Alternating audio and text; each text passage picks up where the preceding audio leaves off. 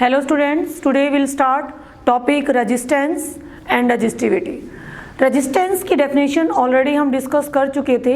यहाँ हम डिस्कस करने वाले हैं फैक्टर्स अफेक्टिंग ऑन रेजिस्टेंस और डेफिनेशन ऑफ रेजिस्टिविटी और उसके फैक्टर्स.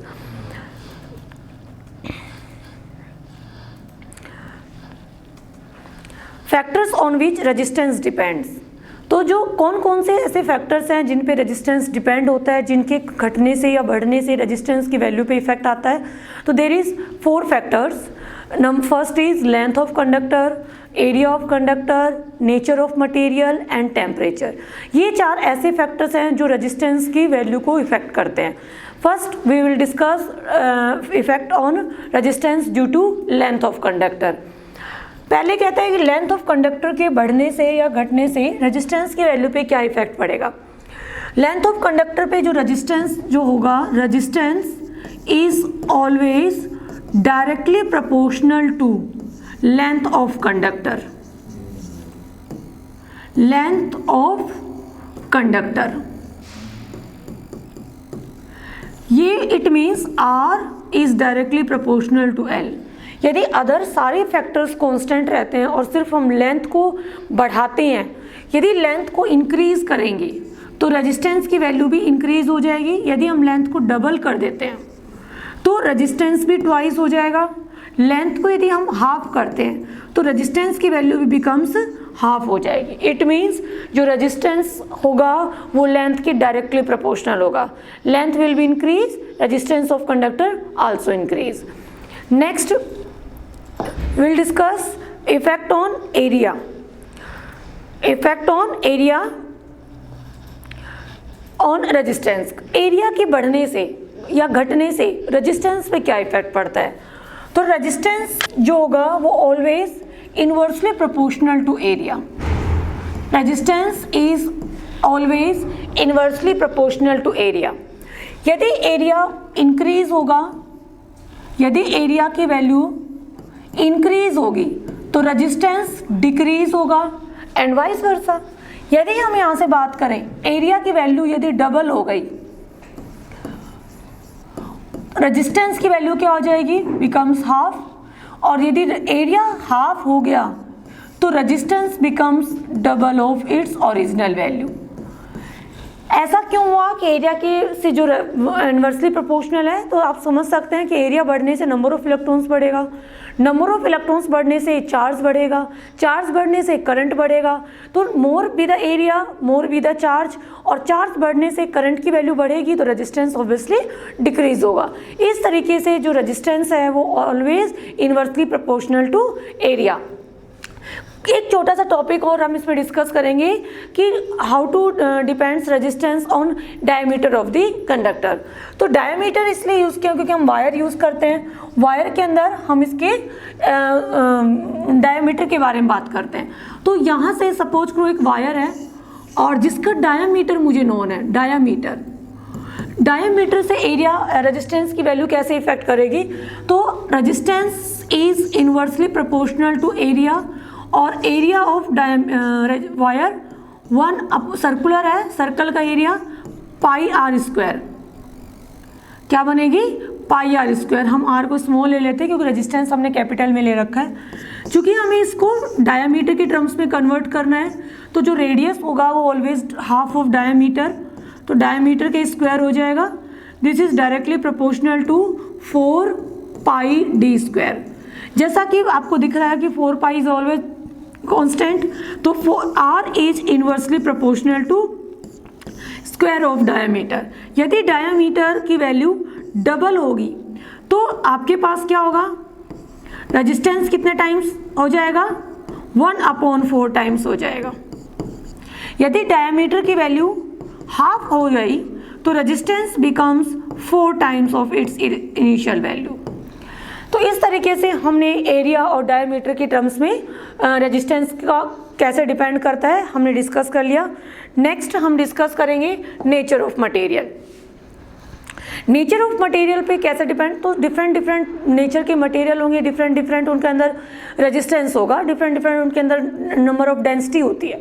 तो ये जो नेचर ऑफ मटेरियल होता है वो नंबर डेंसिटी पे डिपेंड करता है। तो नंबर जो डेंसिटी होगी, जिसकी नंबर डेंसिटी हमारे पास ज़्यादा होगी उसके अंदर नंबर ऑफ इलेक्ट्रॉन्स ज़्यादा होंगे, करंट की वैल्यू क्या हो जाएगी, ज़्यादा होगी, तो रेजिस्टेंस क्या हो जाएगा, कम।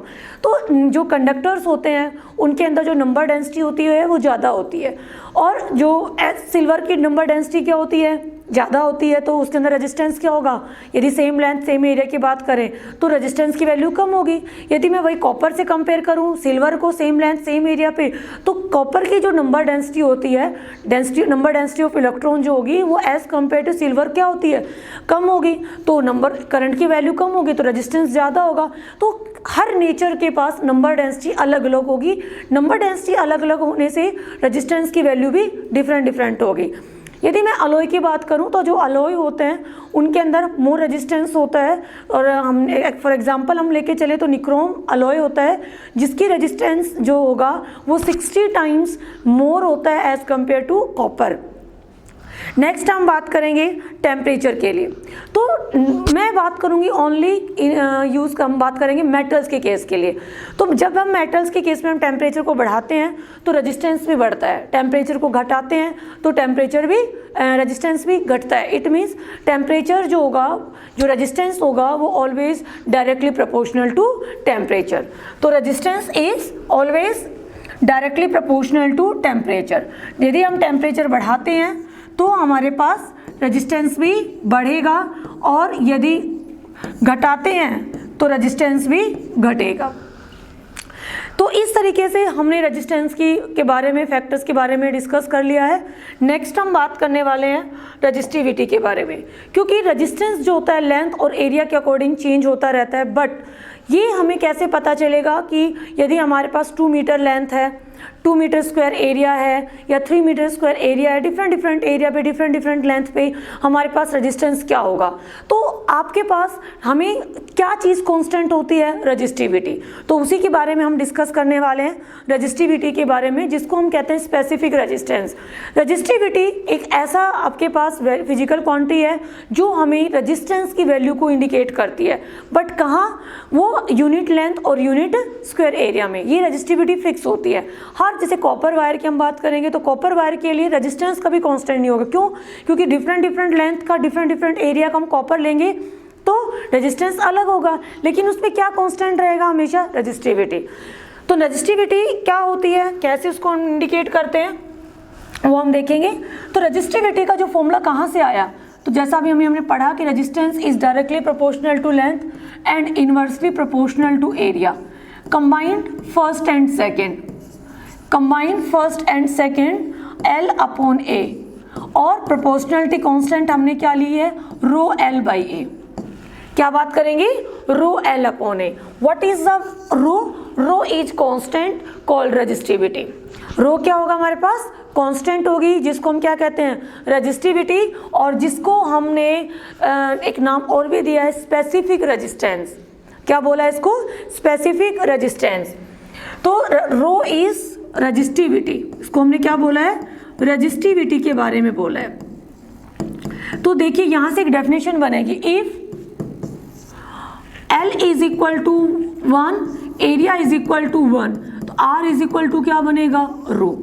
It means numerically resistivity is equal to resistance, या कह सकते हैं resistivity gives the value of resistance in 1 metre length and 1 metre square area.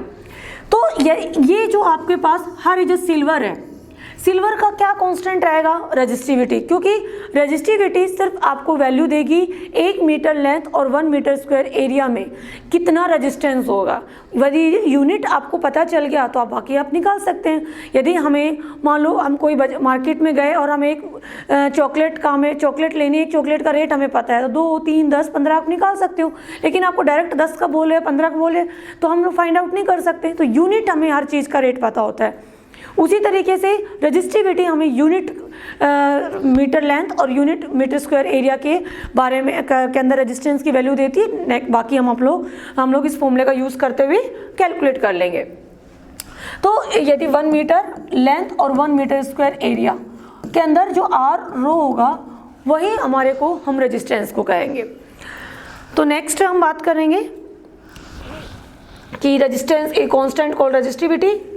चलिए नेक्स्ट हम बात करेंगे कि ये जो रेजिस्टिविटी है ये मैं ऑलरेडी डिस्कस कर चुकी हूँ। Resistivity gives the value of resistance in 1 metre length and 1 metre square area. अब रेजिस्टिविटी किन किन फैक्टर्स पे डिपेंड करती है? तो रेजिस्टिविटी दो चीज़ों पे डिपेंड करेगी और दो चीज़ों पे डिपेंड नहीं करेगी। कॉपर का ही आपने डिफरेंट लेंथ और डिफरेंट एरिया आपने ले रखे हैं, तो उनके अंदर एक चीज़ रिमेन्स कांस्टेंट रहेगी, रेजिस्टिविटी। रेजिस्टिविटी कब तक नहीं बदलेगी? जब तक हम नेचर नहीं बदलेंगे। तो resistivity depends upon 2 factors, first nature and temperature, but do not depends on length और एरिया ऑफ द कंडक्टर। बहुत ही इंपॉर्टेंट पॉइंट्स मैंने यहाँ पर डिस्कस करे हैं। छोटा सा एक पॉइंट हम डिस्कस करेंगे, SI unit of resistivity. SI unit of resistivity, तो R is equal to rho L by A. तो rho is equal to R A upon L. Rho R unit है ohm, metre square upon metre से cancel out होके unit is ohm metre. क्या बन गई है? Ohm metre. तो इस तरीके से हमारे पास दो फॉर्मूले आ चुके हैं, R is equal to rho L upon A और rho is equal to R A by L. यदि आपसे क्या बोला जाए, डिफरेंट लेंथ दे रखी हो, डिफरेंट एरिया रेजिस्टिविटी है, तो वी कैन फाइंड रेजिस्टेंस। यदि आपको रेजिस्टेंस आपको दे रखा है, एरिया दे रखी है, लेंथ दे रखा है, तो हम क्या निकाल सकते हैं? रेजिस्टिविटी। तो आज की वीडियो में बस इतना ही। Thank you so much.